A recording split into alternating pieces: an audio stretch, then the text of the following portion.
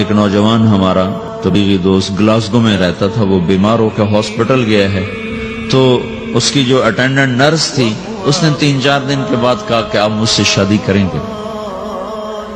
اس نے کہا میں مسلمان ہوں، تم کرسچن ہو؟ کہا میں مسلمان ہو جاؤں گی اگر آپ شادی کر دو تو میں مسلمان ہوں۔ اس نے کہا تم کس وجہ سے مجھے یہ پیشکش کر دو؟ وہ کہنے کہ میں 3 دن سے تمہیں دیکھ رہی ہوں تو کہ تم نے ایک دفعہ بھی نظر اٹھا کے مجھے نہیں دیکھا، میں نرس ہوں، میری زندگی یہاں گزری ہے، میں نے کوئی نوجوان ایسا نہیں دیکھا جو لڑکی کو دیکھ کے نظر جھکا لیتا ہو، میں پہلی دفعہ اپنی زندگی میں کسی کو دیکھ رہی ہوں کہ جب اس کے سامنے میں آتی ہوں تو اس کی نظر جھک جاتی ہے، تو مجھے یقین ہو گیا تیرے اندر سچائی ہے۔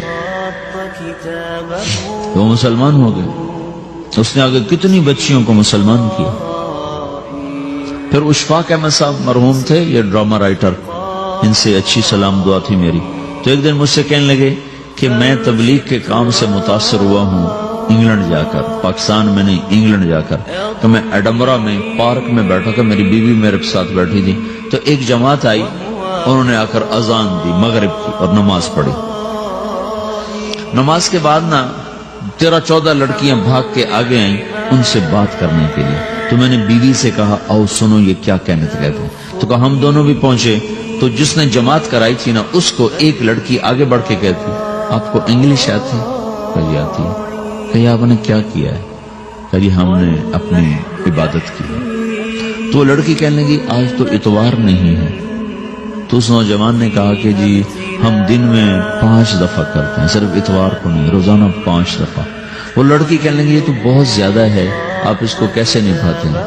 تو اس نے اس کو جواب دیا، 2-3 سوال اس نے اور کیے، جواب دیا، تو کہنے لگی اچھا بہت مہربانی، اس نے اسے ہاتھ بڑھایا آگے ملانے کے لیے نا، تو وہ نوجوان کہنے لگا میں آپ سے معافی چاہتا ہوں، میں آپ کو ہاتھ نہیں ملا سکتا۔ تو اس لڑکی نے کہا کیوں؟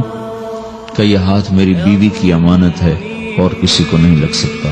تو لڑکی کھڑی تھی، وہ زمین پہ گر گئی، صرف اس بہت وہ زمین پہ گر گئی، کھڑے کھڑے وہ زمین پہ گر گئی، اور وہ بچوں کی طرح رونے لگی پھوٹ پھوٹ کے، اور کہنے لگی وہ لڑکی کتنی خوش قسمت ہے جس کے تم خامد، کاش یورپ کے مرد بھی ایسے ہی ہوتے۔